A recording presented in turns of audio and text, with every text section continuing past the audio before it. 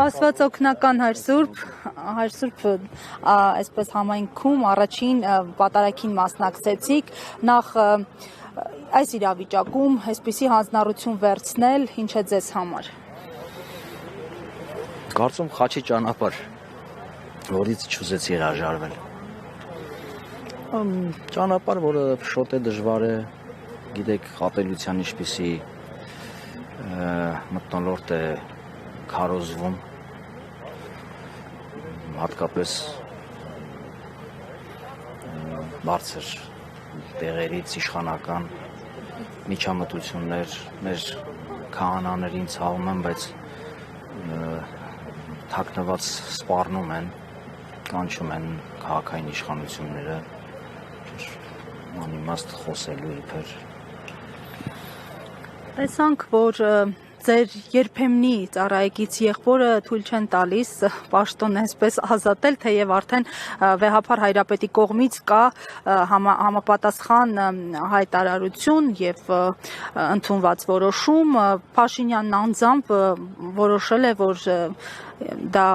պետք է մերժվի եւ շարունակում է Գևորգ Սրբազանը մնալ պաշտոնում, ինչպես եք վերաբերում այս հայտարարություններին, կպատկերացնեիք, որ ժողովրդավարության լոզունգներով եկած իշխանությունը մի օր այսպես կփորձի միջամտել հոգեվոր իշխանության գործերին։ Թող դրա մասին իրավաբանները խոսեն, բայց ես վստահ եմ, որ թե սահմանադրական դատարանում, թե ամբողջ իրավական համակարգում իրենք շատ լավ հասկանում են ինչ է կատարվում։ Մեր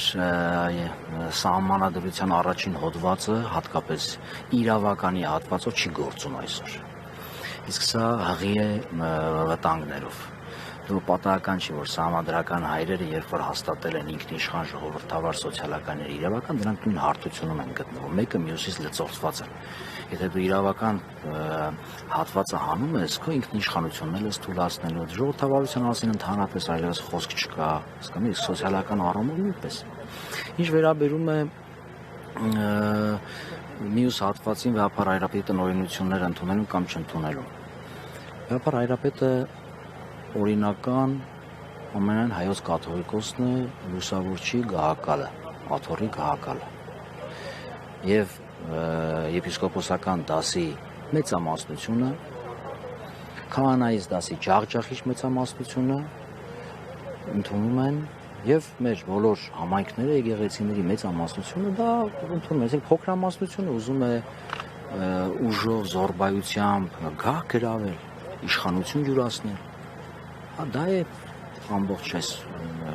գործընթացի։ Ես այստեղ չեմ եկել իշխանություն յուրացնելու։ Ինձ նշանակել է համայնայից Հայրապետը, որի իրավունքը ինքը ունի, ինչպես որ թեմն է հաստատել 2021 թվականին, ինչպես որ թեմի առաջնորդ է նշանակել, եպիսկոպոսության աստիճան է շնորհել, այնպես էլ իրավունքի իրավասության սահմաններում է ազատել եւ նոր նշանակում անել, եւ սա չի վերաբերում միայն այս թեմին։ Այսինքն մենք չենք եկել այստեղ իշխանություն յուրացնելու, մանավանդ որ յուրացնելու բան չկա, այստեղ իշխանությունը ինձ համար ծառայություն է։ Սպառնալիքներով իշխանություն գործադրել չէ ինձ համար իշխանությունը։ Եվ ես էլ կանգնած եմ ընտրության առջև, վեհափառ Հայրապետը տնօրինեց եւ իմ տեխնացությունն էլ այս թեմի քահանաների մեծամասնության հավանության է արժանացել, կարծեմ հենց իրենք էլ առաջարկել են։ Եվ ես չեմ փորձել դասալիկ լինել եւ խաչի այս փորձության ճանապարհից չեմ փորձել փախչել։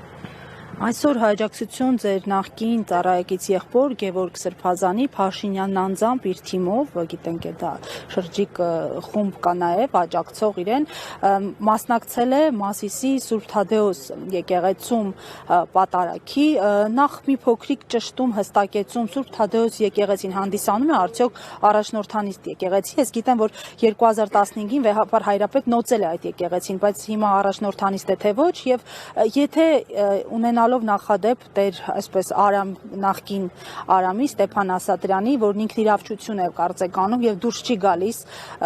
եկեղեցուց, ունենանք նախադեպ, որ հենց այսպես այս մոտիվներով նաեւ սեփականաշնորեն այսպես կոչված եկեղեցին Գևորգ Սրբազանն ու իր աջակիցները ինչ պիտի անեք դուք, որտեղ եք լինելու դուք։ Կարծեմ առաջնորդանիստը արտաշատում է, բայց քանի որ շենքը դեռ սարքված չէ, ժամանակավոր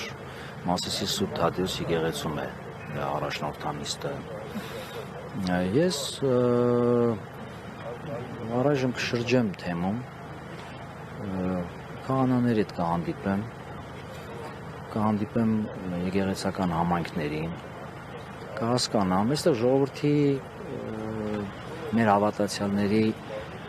մասնակցությունը շատ կարևոր է եւ իրենք էլ կորոշեն, անկեղծ ասած, որովհետեւ գործադիր իշխանությունը ուժայիններին առելա ընկել է եկեղեցիները, զբաղված է ասպատակությամբ, հասկանում եք,